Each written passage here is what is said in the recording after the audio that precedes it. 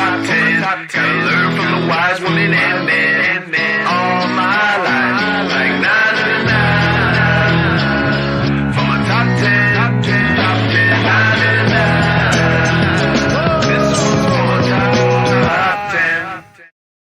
Hey, it's Evan Carmichael, and I make these videos because chances are you are the most ambitious person in your circle, but you know you're capable of more, and you get that push by surrounding yourself with the best. So today, let's learn from one of the best, Lewis Howes, and my take on his top 10 rules of success.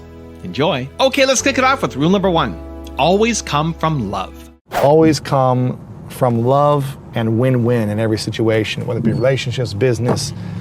If someone hurts you or you feel like someone did something that wasn't fair to you, always come from love and win-win. It's much easier said than done. And trust me, it's still challenging for me to do, especially when I feel defensive or upset. It's hard to do that, but always come from love and win-win. Rule number 2, stay calm. That's why the greatest quarterbacks are neutral energy. They'll get a little excited, they'll get a little fist pump in there every now and then, but they're not hyped every play and they're not negative every play. They have this calm, they see the field, you drop a pass and it's like a little bit, let's go, but it's very neutral. Even when you score a touchdown, unless it's maybe the Super Bowl or a big championship at the end of a game, in the middle of the game, you want to keep it pretty like even keel paced, so you can prepare for the best or the worst. That's great, yeah. But if you're always up and down, it's like your energy levels will go up and down and you'll be exhausted. Totally. You need to have energy in life. Totally. And if everything is tied around a story of this is bad, this is wrong, I'm in a bad place, I'm messing up, I'm going broke, that energy is going to pull you away from service. Exactly. Or creation, or creativity of how do I get out of this place. Rule number 3, express yourself.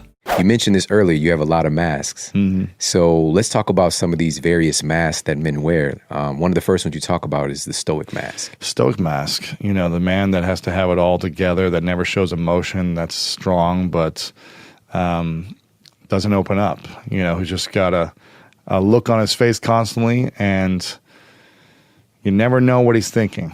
Yeah. But he's always strong, always reliable, but doesn't really show emotion. That's a heart attack waiting to happen. For a guy that can't express himself, the guy that can't open up, the guy that can't feel, because he has to be so tough that he can't feel, or so strong in that moment emotionally that he can't feel, that is going to build a lot of disease. And it's not going to allow you to sleep. Being the sleep expert, it's hard to sleep when you got that much emotion bottled up and you're just like this all day long. Just like, I got to keep it together. I got to keep it together. How are you going to sleep if you haven't let things go? Your mind is going to be racing. You're not able to talk about things. You're not able to let things go. Your mind's going to be racing.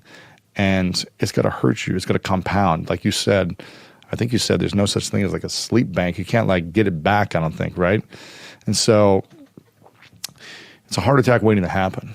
And you get to feel. You're a human being. When I was a kid, and I lived with stoic mask a lot, when I was a kid, I used to feel all the time. I used to cry more than girls. Like I used to feel. I used to like reach out for my mom. I used to be emotional, sad, happy and feel. And then I was told that wasn't cool a number of times in sports or whatever it was to do that. And so I started to wear that mask. And it affected me, I'm not saying I need to be a crybaby every single day and cry and be vulnerable all the time and like constantly express myself. We get to be discerning as well and know when and how, but we got to have a process for these things. Otherwise, we're going to be causing so much disease within ourselves and other people. Rule number 4, have radical honesty. I've never been 100% honest in any relationship, like intimate relationship. What do you mean? Like what? Like I feel like you don't have to tell me exactly. No, like in the last relationship, let's say, just example, like because a lot of the women I've been with have a level of insecurity that's, I would say like below a 5 level of insecurity most of the time. I'm not saying all the time. A lot of them weren't comfortable with who I was in the world. Oh yeah. Like if I was doing an interview with you, they would have an issue with it. Oh, sure. Mm-hmm. Like, where is the interview? How long are you going to be? Are you going to have lunch afterwards? Like, you're going to connect with this person? Just like a level of like, I don't have freedom. So I would just be like, yeah, I've got an interview today or whatever. I wouldn't say who Skip the details. Yeah, or I'm having a coffee with someone. I just wouldn't even say I'm having coffee. You know, it's kind of like, because not that I would do anything or anything would happen. It's just, I didn't want to deal, because it happened so often in the beginning. I was like, this is not worth telling you the truth about everything. Right. When you get it means upset, nothing, but you're going to freak out. You're upset, you're hurt, you're frustrated. It's just another level of like insecurity. So I didn't have the courage and confidence to tell the truth about those types of situations because I didn't want to deal with the stress. You didn't feel free. I didn't feel peace, free. I didn't feel like I could be myself. Yeah. And I didn't feel like she trusted me. Like, if you don't trust me, you wouldn't stress. If you trust me, you wouldn't stress out about this. Right. So this relationship, I remember in the first few weeks of us dating, she was like, I want you to promise me something, that you will always tell me the truth. And I remember sitting there, I was just kind of like smiled. I was like, I honestly don't think you can handle the truth. And she goes, I can handle it. She goes, I may not like certain things, but I can handle it. And I go, really? She goes, yes. I don't care what you do in your life. I can relate to that. I don't care what you do. Yep. If I know you love to salsa dance, go salsa dance. I know you love to do this. Like, I will trust you fully. I just want you to tell me the truth. The lie is worse than the truth. It sucks and It it hurts eats you way more. alive.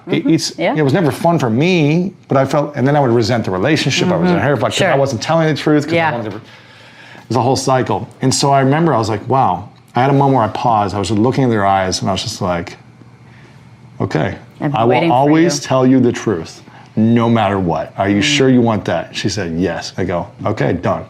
And it's been so freeing for me. Every moment I just say everything that's on my mind. Like radical honesty. Good book by my man, Evan Carmichael, Built to Serve. If you want to learn about your purpose and how to become a better leader in the world, I love this. He says, this is the starting point for everything. If you're confused about what to do next, if you're pressured by others to fit in or live their version of your life, if you feel held back because of people judging you, it's because you don't know who you are and what you stand for. You got to figure out who you are and what you want and how you can serve other people. Rule number 5, pursue your dreams. Your dreams are the most powerful thing. Without a dream, there's, again, no point being here. And we are lost without dreams. So find the time on a daily basis to dream and pursue your dream, whatever that looks like. Be on the pursuit of your dream. Rule number 6, be mindful. I think there are a lot of great athletes who are great men as well. I look at Steve Weatherford, who I think you know. I'm not sure if you know, but he's a father of 4. He's got another one on the way, and he's there for his kids and there for his wife. He left football to essentially spend more time with his family and pursue other things. And he's always of high morals, high ethics. He's just a guy who cares. Yeah. And so there are great examples like someone like Steve Weatherford, and then there are other examples of, and I'm not here to say like what's right or wrong or to judge people, but then there's other athletes that have 10, 11 kids with 6 different women. And again, if that's the life you want to live, great, but it's like, how are you treating those people? How are you taking care of these situations that you're creating? And do these people feel loved? Or are you just, having children and sleeping with a lot of women because that's what you want? So I think it's about being mindful of, and again, I'm not here to judge certain things of what's right and wrong, good and bad, but be mindful of how you're affecting the people around you. If you're doing it for selfish reasons because you just want to, that's hurtful. So make sure you're being mindful of these things. Rule number 7, love yourself. I think it's a hard life to live if we don't learn how to love ourselves. So that's been the journey. And, I was also in the special needs classes. I almost flunked out of English senior year. So it's just a challenging, I just remember really happy times growing up because I never learned how to love myself. Rule number 8, listen to your intuition. I was 23, 24, I read The Alchemist. It's my favorite. And like the end of the book is like, the treasure's within you. Don't go look around the world trying to find the treasure. I think that was pretty much the ending. So sorry to give it away if you haven't read it, but the treasure was within me. I was like, oh wow, I have all the answers I need within me. Yeah. And then I started like asking myself the questions. Now I'm a professional question asker to everyone else also now, but I've always been asking myself the questions. And I've found that my intuition has never been wrong. And I've gone against my intuition a lot, specifically in relationships. Like I'll get into relationships, I'm like, this is not the right thing for me. But something is telling me like, I want to conquer this, or I want to help this person. I'm desiring this. And then I stay in it way too long. And my intuition is like, get out. But my head is like, yeah, but what about this? And it's fulfilling this need. And every time something doesn't work out, and I knew it wasn't going to work out. My intuition was telling me, like, why are you doing this? Rule number 9, address your past. At the 3-day mark, the trainer of this workshop said, okay.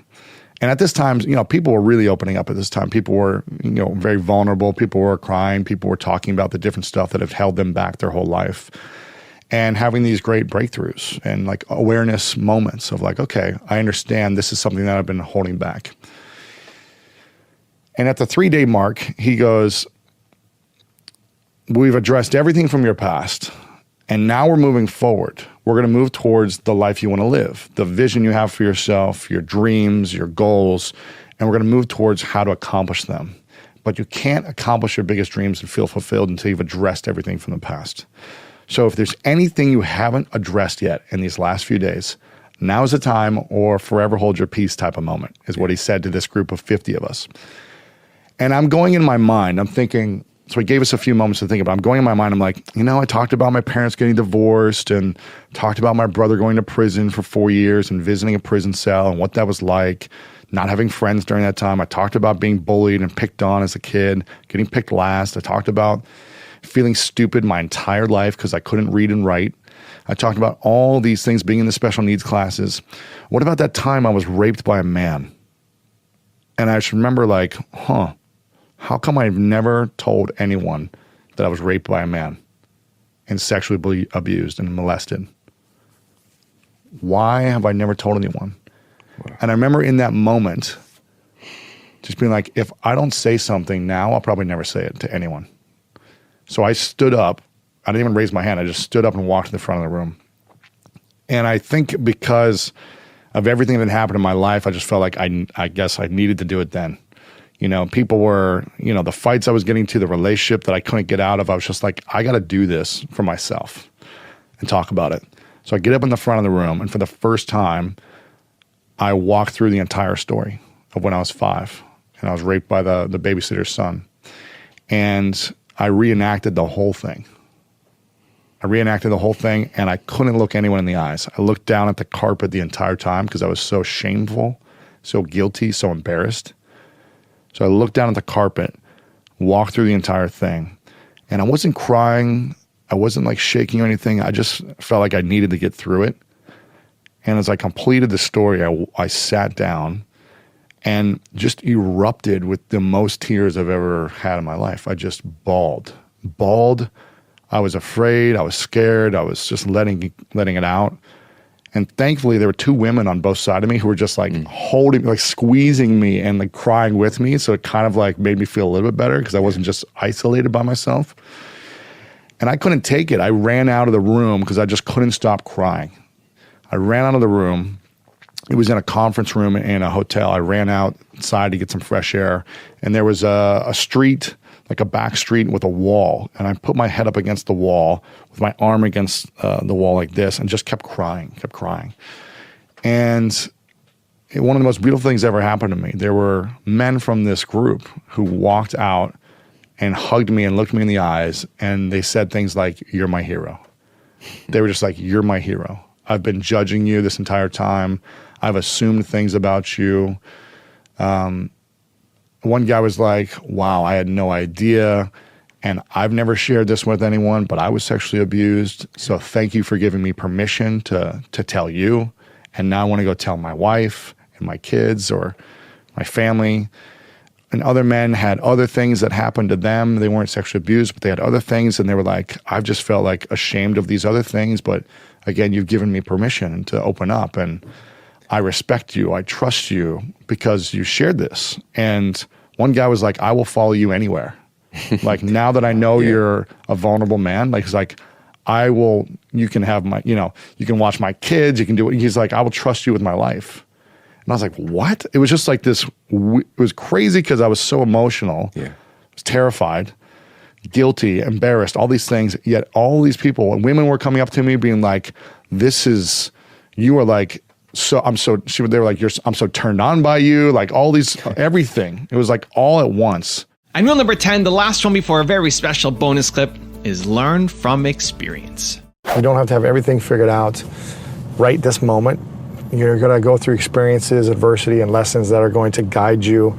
And you're going to learn through the messiness of life and through the ups and downs of life. Now I've got a special bonus clip that I think you're going to enjoy. But before that, it's time for the question of the day. I want to know, what was your single biggest takeaway from this video? And what is your plan of action that you're going to execute this week to make some immediate momentum happen? When you just get motivated and watch a video, you have a 35% chance of following through. That's what the science says. But when you write down what time, what day, what place you're actually going to execute, when you create the plan, you have a 91% chance of following through. And I want that for you. And when you commit to people publicly, you increase your chances even more of actually doing it. So I want to know what your single biggest takeaway from this video was and your specific plan of action to actually get the result you're after. Let me know. Put it down in the comments below because I want to celebrate you. I got out of a 4.5-year relationship at the end of last year, and it ended badly. And I wouldn't say it ended badly on my end from like reactions. Her reactions were just like, this was like the biggest breakup in the world. And it was the worst thing it could ever happen. It was like the end of the world, right? Type of a feeling. And I started to reflect after a week of this ended, I started to reflect back on my life and I was like, what are all the relationships I've had? What do they have in common? All the women I've dated, right? Thinking back to like 16, 17 years old. So 20 years of relationships. I go, what do they all have in common? And never once after a breakup did I reflect back and think, what do my relationships have in common? I was always just like, they're messed up, or it didn't work out, or I messed up, whatever. I was just like, it didn't work out. And I was like, a lot of them have ended where the women I've dated have, I won't say like gone crazy, but just like reacted over the top, like freaked out, make a huge deal about like, just cause a lot of stress. You treated him too well. Exactly. It's true though. I treated everyone really well. Yeah, right? yeah, you should. That's it. That's who you are. That you should. And so I'm like, gosh, it's not like I, did anything crazy, but it's like, okay. And I've always treated these women well. So it's like, what is it? Well, I'm the common denominator. So they've all ended badly, and the common denominator is me. So I'm responsible for choosing all these relationships, for being in all these relationships, for staying in all these relationships, for all my actions, words, everything. Okay. It's my fault and I'm responsible. So I finally had this awareness, like I'm responsible for choosing to be in these relationships.